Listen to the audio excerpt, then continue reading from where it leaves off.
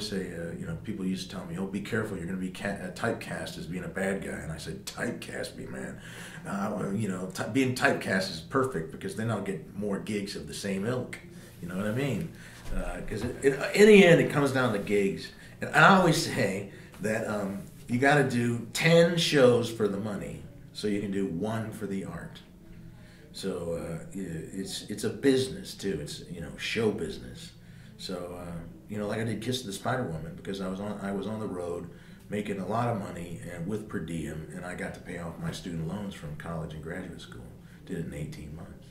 So sometimes you have to take the money gig, and other times you take the art gig, and you just hope that you got some money left over from the money gig so you can do the art gig because they usually don't pay. But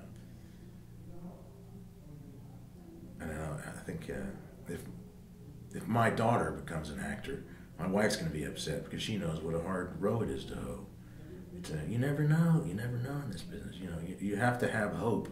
You know, you have to have hope and faith that something else is going to come up, and so you can pay your rent and pay your car insurance and get back up there on the road. You know, the most important piece of advice, and I always say I don't like to give advice because I'm afraid somebody might take it.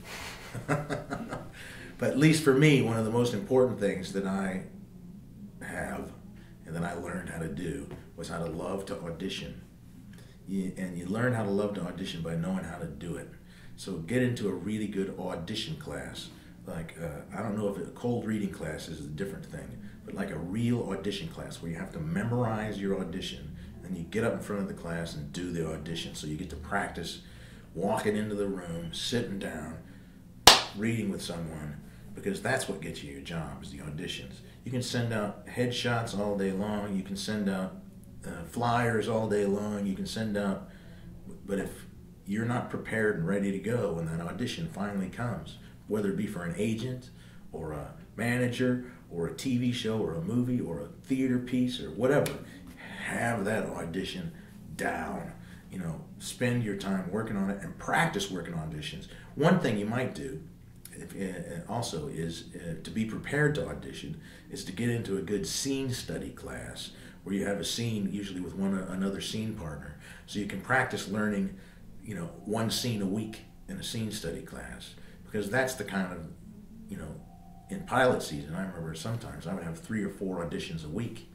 So I'd have to go from bam, bam, bam, bam, bam. I'm talking like 3, 4, 5, 6 pages, sometimes 10, 15 pages worth of audition scenes, and you just have to bam. Yeah, you have to know them cold, and you got to go give a performance, and you love to do it. Love to walk in that room and just say, "Are you ready, baby?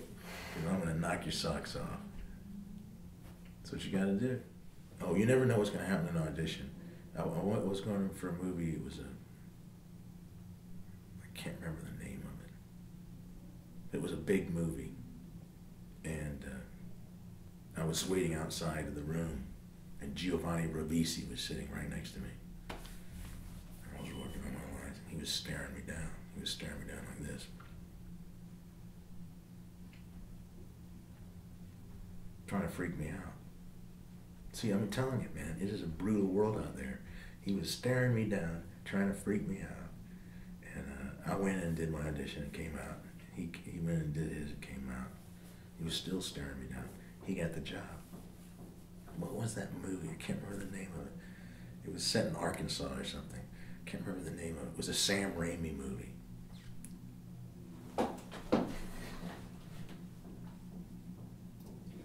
want to say maybe it's The Gift. Anyway, you never know what's going to happen. You never know who's going to try to freak you out, or you never know. You never know what it's going to be, what the mood of the room is going to be like inside. Don't let it bother you. You just go in and do exactly what you rehearsed, and leave. And I always say, do them, forget about them. So as soon as they're done, I usually throw them in the garbage can on my way out. Don't think about them anymore. At least I try to. Sometimes I do. Sure. But a lot of times I can just forget about them. And then all of a sudden I get a call. "Oh, you got a job." Fantastic. actor.